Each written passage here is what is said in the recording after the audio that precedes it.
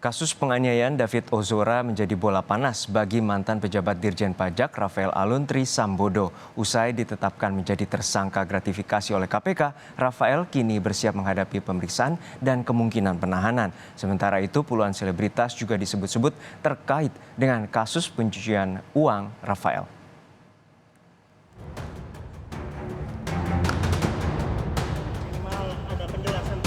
Bola panas kasus dugaan pencucian uang Rafael terus bergulir. Setelah menetapkan Rafael jadi tersangka gratifikasi, pemeriksaan KPK kini mulai menyentuh pihak-pihak lain yang diduga terkait upaya pencucian uang yang dilakukan Rafael.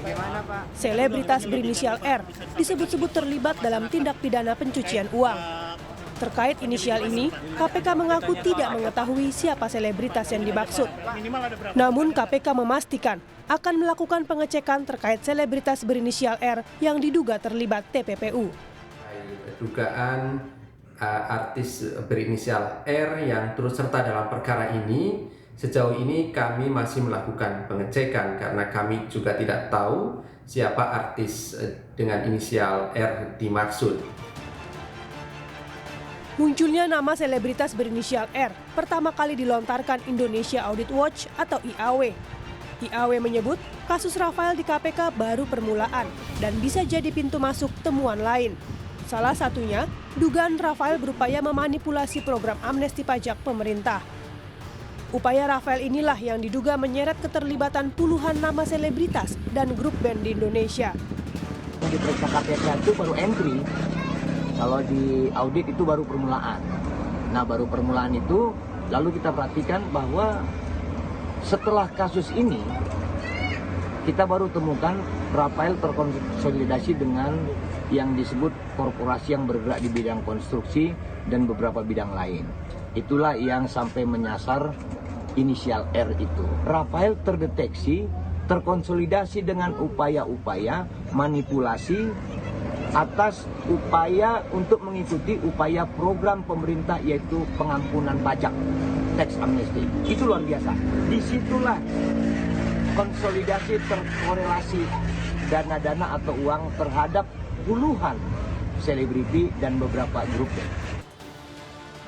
Namun hal ini dibantah Rafael. Mantan pejabat pajak ini mengaku tidak tahu siapa selebritas yang dimaksud.